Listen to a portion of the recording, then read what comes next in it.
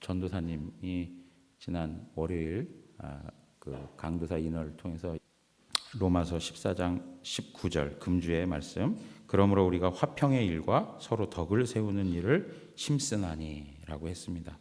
그러므로 우리가 화평의 일과 서로 덕을 세우는 일을 힘쓰나니, 계속적으로 묵상해 주시기를 바라겠습니다. 우리가 이제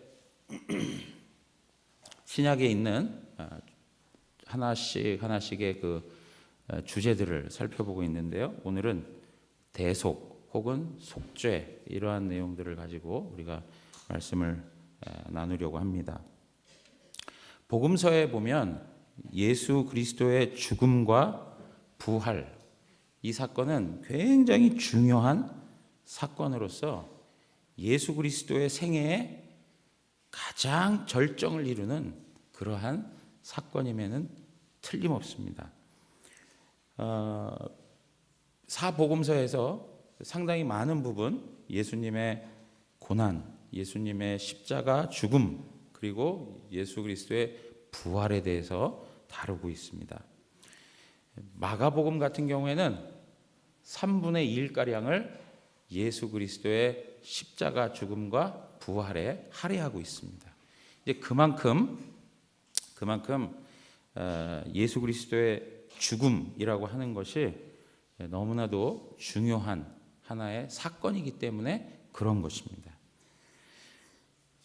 그래서 오늘 우리가 이제 살펴볼 내용들이 무엇이냐면, 이렇게 예수 그리스도께서 많은 사람들을 위하여 대신 죽으시고 그 핏값으로, 그 죽음의 값으로 우리를 구원하셨다라고 하는 이 주제가 얼마나 중요한 주제인지, 그러한 복음서에서 계속적으로 이러한 내용들을 가지고 우리에게 설명해 주고 있다는 것이죠.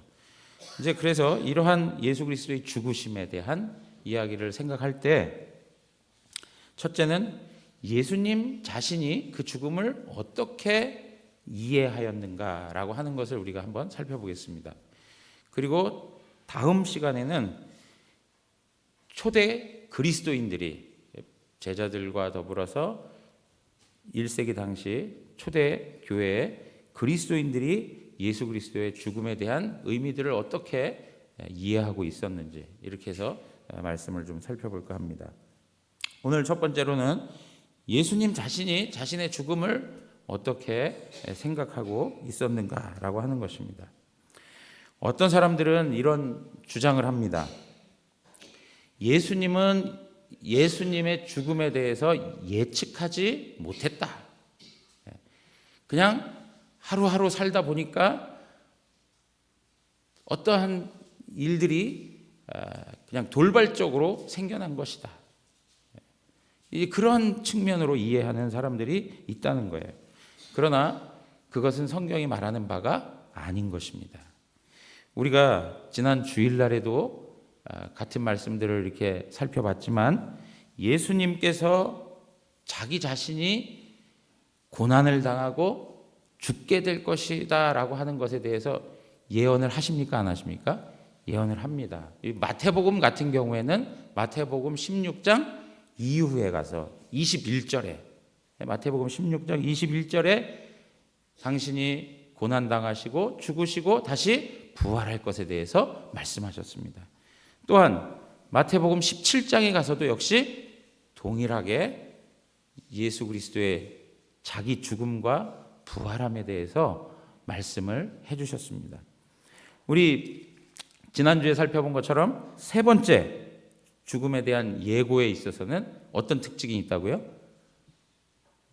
심지어는 예수님이 내가 죽을 거야 라고 하는 정도만 아셨던 게 아니라, 그 죽음이, 그 고난이 어떻게 이루어질 것인가 라고 하는 것에 대해서 보다 구체적으로 기록되었단 말이에요.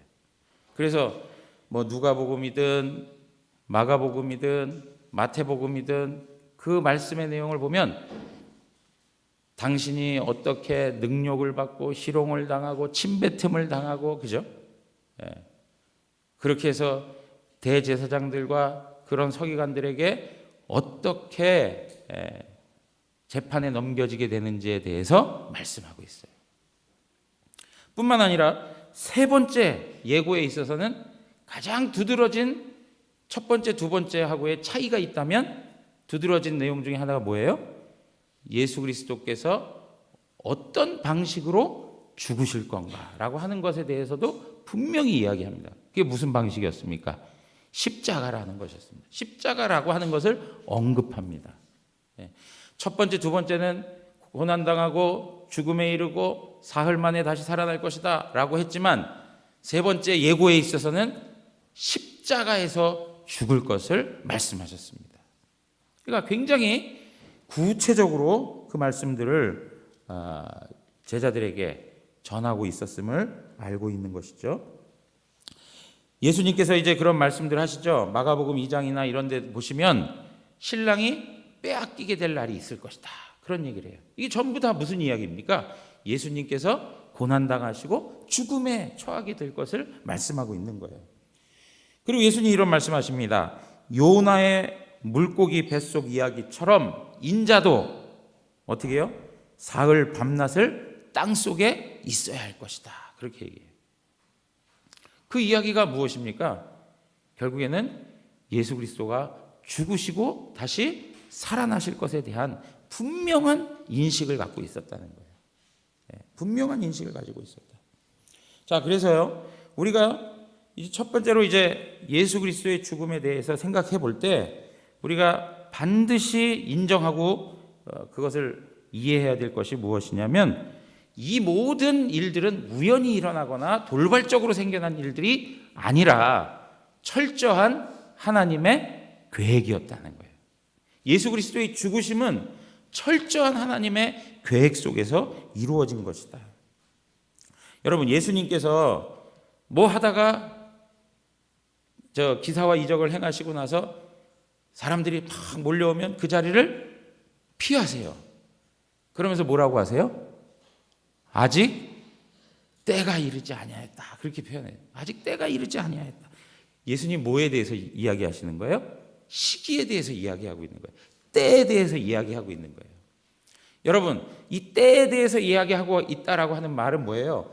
예수 그리스도한테 타임 스케줄이 있다는 거예요. 그렇지 않습니까? 하나님하고 의논하셔서 계획하신 그 때가 있다라는 것을 말씀해주고 있는 거예요. 그 이야기는 예수님에게 있어서 무슨 때가 있다는 거예요? 죽을 때가 있다는 것을 말씀해 주는 거죠. 죽을 때가 있었다. 그리고 또 죽었으면 살아날 때가 있다는 것을 말씀해 주고 있는 거예요. 여러분, 요한복음 12장 23절에 보면 예수께서 대답하여 이르시되 인자가 영광을 얻을 때가 왔도다 그래요. 영광을 얻을 때라고 하는 것도 이야기하고 있어요. 영광을 얻을 때. 예수 그리스도는 하나님의 철저한 계획 속에서 이렇게 진행되고 있다는 것입니다. 여러분, 이러한 말씀 속에서 우리가 우리에게 적용할 수 있는 것들이 있다면 우리 삶의 과정 역시 하나님의 선하신 뜻 가운데 이루어져 가고 있다는 것을 항상 놓치지 마셔야 돼요. 지난 주일날 동일한 말씀을 드렸어요. 우리가 경험하고 있는 이 모든 일들 우연으로 생겨난 것 아닙니다. 우리가 경험하는 이 모든 일들은 철저한 하나님의 계획 속에서 이루어지는 거예요. 오늘 그 목사님들하고 이제 동산 비슷한데 이제 저 바위가 있고 한데 이렇게 올라가는데 바위 안에가요 짱돌이 막 박혀 있는 거예요. 호수 위에 바위가 있는데 거기에 짱돌들이 막 박혀 있는데 한 목사님이 그러더라고요. 이게 진화론자들이 얘기하는 것처럼 오랜 세월 퇴적이 돼가지고 이렇게 된 것 같냐? 아니라 이거예요. 아니라 한순간에 엄청난 변혁을 경험해서 이렇게 생겨나게 된 것이다 라고 이야기해요. 한순간에. 심지어는 자연 만물 속에 나타난 그 짱돌 하나의 위치도 하나님의 전체 주권 속에서 움직이고 있다고요. 그러니까 우리 주님께서 뭐라고 얘기하세요? 우리의 머리 하나도 어떻게 하신다고요? 세심 받으신 하나님이라는 거예요. 예. 그러니까 하나님의 철저한 계획과 하나님의 다스림 속에서 우리의 삶이 진행된다는 것을 항상 놓치지 마셔야 돼요. 그렇기 때문에 우리가 경험하는 일들 속에서 원망이 생긴다든가 불평이 생긴다든가 막 그냥 답답하고 짜증날 때 왜 없겠어요, 그죠? 인간이니까 그런 부분들이 생겨나잖아요. 그럴 때 하나님의 계획하심을 바라보는 영적인 안목이 있어야 돼요. 그럴 때 거기에서도 하나님의 선하신 뜻과 계획하심을 발견할 수 있어요. 사랑하는 성도 여러분, 우리가 분명하게 하나님 앞에 고백하셔야 됩니다. 하나님, 그분이 우리 인생의 주권자라는 것, 그리고 우리는 하나님의 전체 계획과 섭리 속에 우리 인생을 살아가고 있다는 것을 항상 기억하십시오. 하나님 주권을 높이는 일이 뭐냐? 그 모든 것을 인정하고 감사하는 거예요. 하나님 주권을 높이는 것. 자, 두 번째는 뭐냐면 예수님께서 이렇게 하나님의 계획 속에 진행됐다고 해서 예수님께서 그러면 이 일들을, 이 죽음에 관한 이 일을 어쩔 수 없이 하셨을까요? 예수님께서 하나님 계획해 놓으신 거니까 나 어쩔 수 없어, 그냥 막 어쩔 수 없이 끌려가면서 한 것일까요? 그렇지 않다는 거예요. 어떤 운명적이거나 숙명론적인 측면으로 이해해서는 절대 안 되는 거예요. 예수 그리스도께서 죽으시는 것은 철저히 자발적이에요. 철저히 자발적이에요. 우리 요한복음 10장으로 한번 가서 보겠습니다. 요한복음 10장입니다.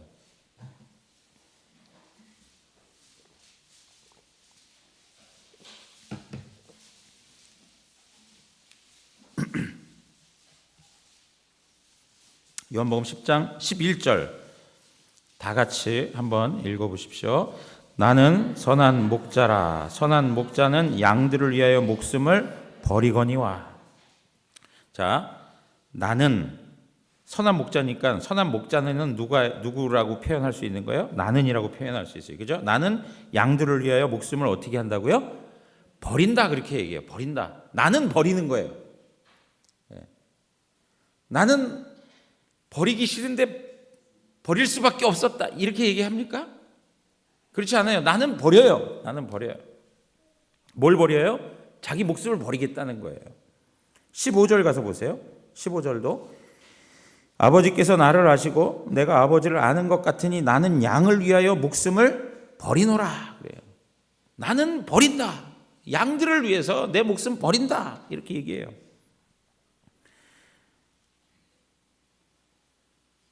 17절도 내가 내 목숨을 버리는 것은, 그렇게 얘기해요. 내가 내 목숨을 버리는 것은. 자, 18절 다 같이 한번 또 읽겠습니다. 18절입니다.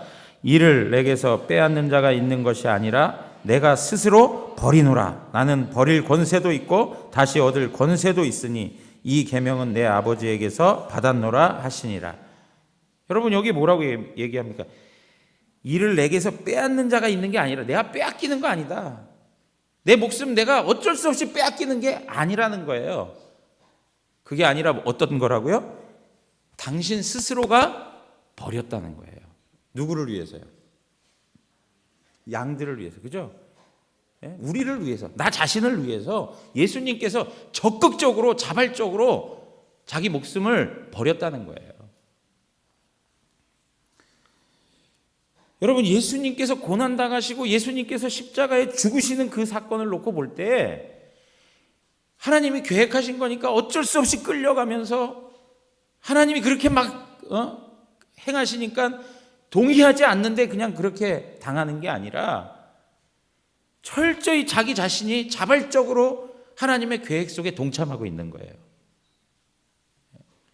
여러분, 이러한 모습 속에서 우리가 또 삶을 살아가는 데 있어서 어떤 태도를 가지고 살아가야 될까요?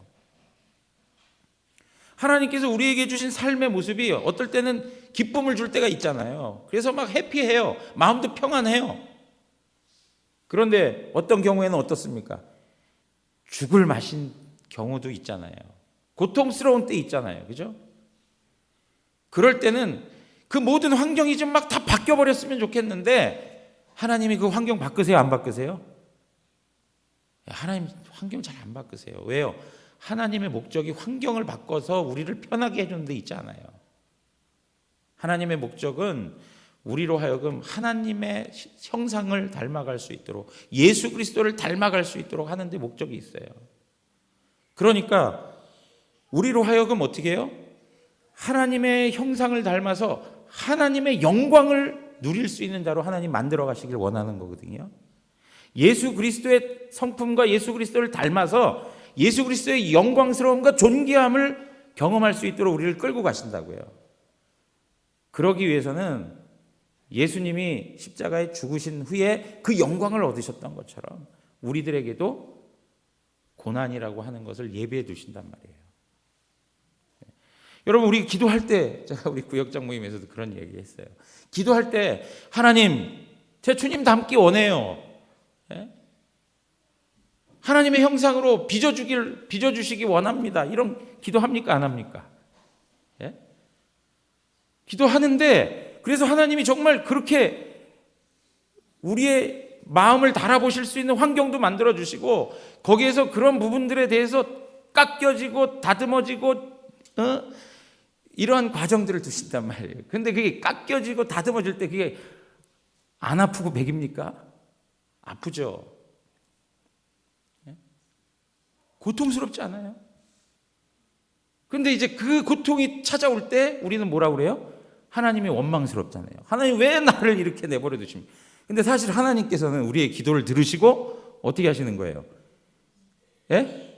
응답해 주시는 거예요. 응답해 주시는 거예요. 응답해 주셔서 우리의 성품을 다듬어 주시고 만들어 주시고 이렇게 하나님의 선하신 그 영광스러움으로 우리를 끌고 가시는 건데, 이제 우리가 직면하는 순간에는 너무 힘든 거죠.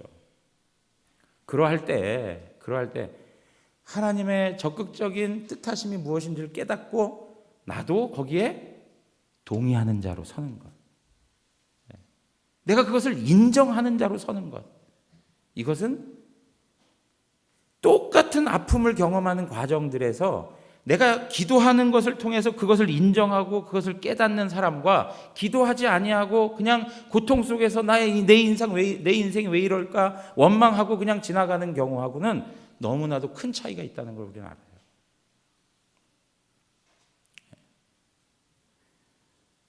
여러분, 그래서 때로는 달갑지 않은 일들이 우리 앞에 올 때 참 어려운 거죠. 그것을 인정하고 그것을 하나님의 선하신 뜻하심으로 받고 내 마음의 의지적인 측면을 하나님 앞에 내어놓고 적극적으로 그 뜻을 받드는 성도의 삶이 필요하다는 거죠. 그런데 이게 쉬운 이야기입니까? 쉽습니까? 이게?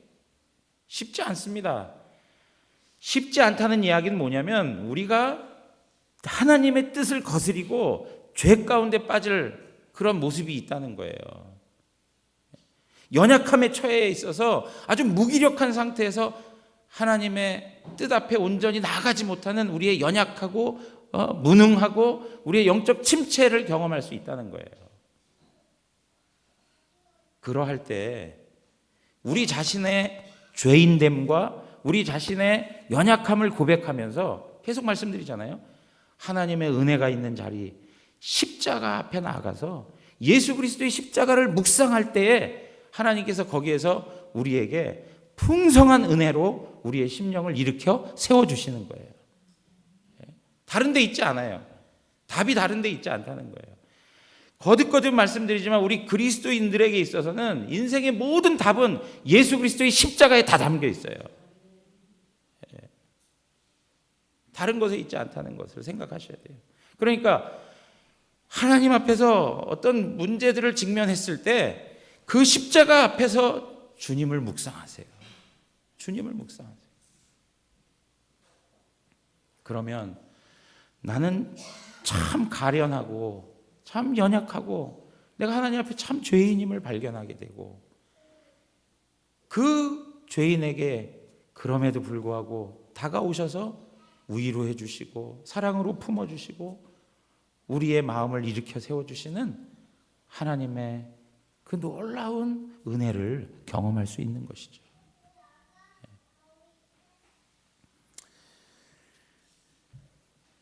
예수 그리스도의 죽음은 또 어떤 죽음입니까? 요한복음 1장 29절에 와서 보시면 다 잘 아는 말씀이에요. 보라, 세상죄를 지고 가는 하나님의 어린 양이로다. 그래요. 보라, 세상죄를 지고 가는 하나님의 어린 양이로다.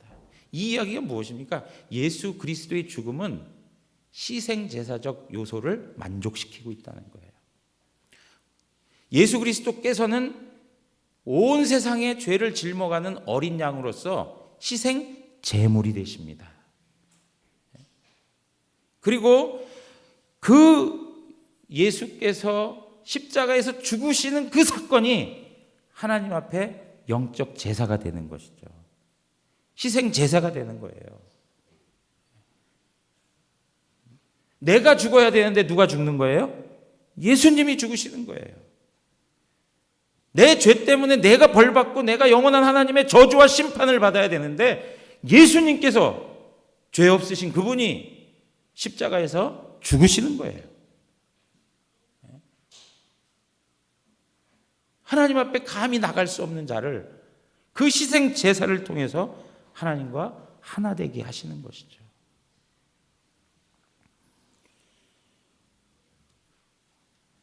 여러분, 우리가 성찬 예식을 이렇게 보면 예수님께서 성만찬식에서 떡을 떼면서 자신의 죽음에 대해서 말씀하십니다.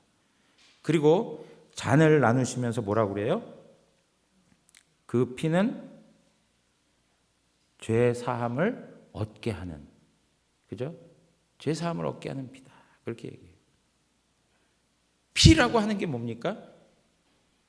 한 어린 양을 잡아서 죽이는 것이죠. 죽어야만 피가 나오는 거 아니에요, 그죠? 그러니까 예수 그리스도의 이 죽으심은 철저히 구약의 모든 제사를 성취하시는 그런 의미를 다 담고 있다는 것이죠. 여러분, 그래서 예수님께서는 우리로 하여금 성찬에 참여할 수 있도록 하셔서 예수 그리스도의 죽음에 대한 것을 기억하게 하시고 기념하게 하시고 그것을 매일매일 누리도록 하시는 그러한 은혜를 베풀어 주셨습니다. 자, 여러분, 지금까지 말씀드린 것처럼 이러한 내용들이 결국에는 누구의 죄 때문이에요? 바로 우리의 죄 때문이에요. 나의 죄 때문에, 나의 죄 때문에. 다른 사람의 죄가 아니라 나의 죄 때문에 예수님이 철저히 십자가에서 죽으셨다. 그러니까 예수 그리스도의 죽음은 철저히 죄하고 연결되어 있다는 거예요. 누구의 죄하고요? 모든 인류의 죄지만 더 구체적으로 우리가 하나님 앞에서 적용한다면 누구의 죄일까요? 나의 죄 때문에, 나의 죄 때문에. 김치성이라고 하는 그 인간, 그 죄인 때문에 하나님의 아들 예수 그리스도가 십자가에서 다 피를 쏟으시고 물을 쏟으시고 모든 수치와 지옥을 다 당하시고 거기서 하나님의 저주와 심판을 감당하시는 그러한 일들을 하행하시는 것이죠. 왜요? 나의 죄 때문에, 나의 죄 때문에.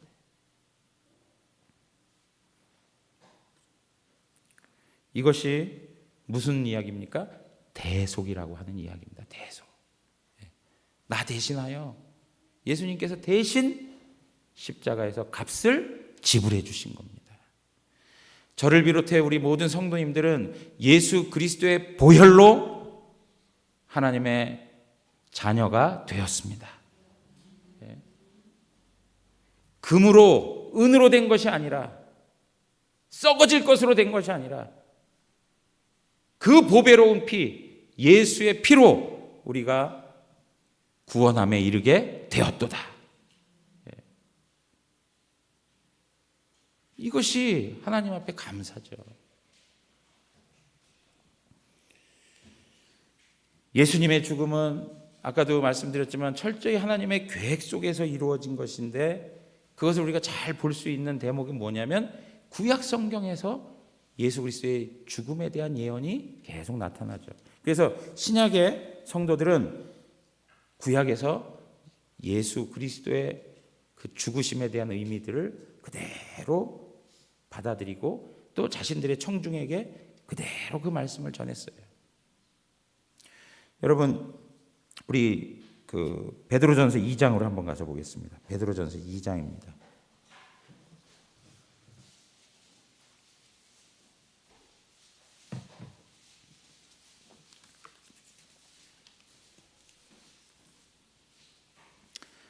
베드로전서 2장 22절에서 24절입니다.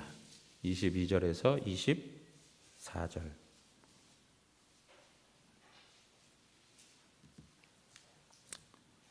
다 같이 읽겠습니다. 그는 죄를 범하지 아니하시고 그 입에 거짓도 없으시며 욕을 당하시되 맞대어 욕하지 아니하시고 고난을 당하시되 위협하지 아니하시고 오직 공의로 심판하시는 이에게 부탁하시며 친히 나무에 달려 그 몸으로 우리 죄를 담당하셨으니 이는 우리로 죄에 대하여 죽고 의에 대하여 살게 하려 하심이라. 그가 채찍에 맞음으로 너희는 나음을 얻었나니. 아멘. 여러분, 여기 있는 내용의 그 사상이 다 어디에 있는 말씀들입니까? 이사야 53장에 있는 말씀들이에요. 이사야 53장에 있는 고난의 종, 그 메시아가 당하게 되는 고난과 죽음에 대해서 이야기한 바를 이렇게 설명하고 있는 거예요. 누가 이야기한 겁니까? 이 표현들을 베드로가 구약에 있는 그 예언의 내용들을 사도들은 그대로 받아서 예수 그리스도와 그분과 관련하여 그 당시에 성도들에게 그대로 적용시켜주고 있는 것을 볼 수 있어요.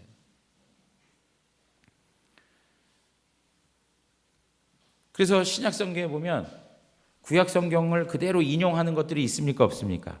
네, 있습니다. 많이 있습니다. 복음서에서 가장 많은 곳이 어디입니까? 마태복음이에요. 마태복음. 네. 구약의 성경들을 그대로 인용해 가면서 그것을 응하게 하리라, 응하게 하리라 이렇게 계속 말씀하시죠.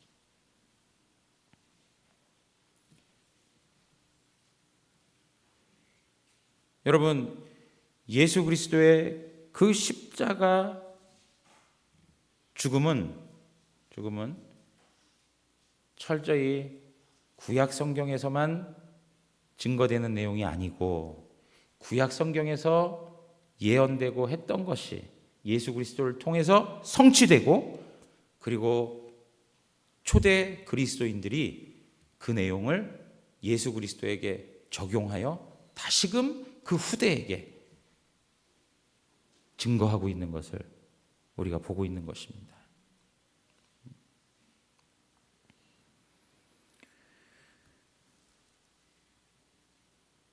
그리고 예수 그리스도의 이 죽음의 목적이 무엇이냐라고 하는 문제를 생각해 볼 수 있는데, 오늘 우리가 읽은 말씀 마가복음 10장 45절, 마가복음 10장 45절, 인자가 온 것은 섬김을 받으려 함이 아니라 도리어 섬기려 하고 자기 목숨을 많은 사람의 대속물로 주려 함이니라. 예수님이 이 땅에 오신 목적이 뭐냐 이거죠. 예수님은 죽으러 오셨는데 그 죽음의 목적이 뭐냐 이거예요. 그 죽음의 목적은 많은 사람들을 대속하기 위해서다라고 하는 거예요. 많은 사람들을 대속하기 위해서다. 여러분, 여기 대속한다라고 하는 말, 이 이야기는 다른 또 표현으로 하자면 속전이라고 하는 표현을 써요. 속전. 그들을 어떤 노예를 자유하게 하기 위해서 지불하는 값을 말하는 거예요.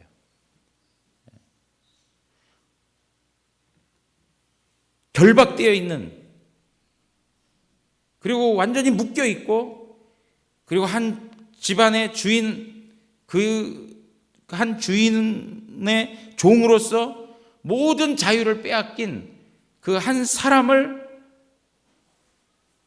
자유케 하기 위해서 그를 위한 값을 지불해야 되는데, 그걸 뭐라고요? 속전이라 이렇게 얘기합니다. 속전.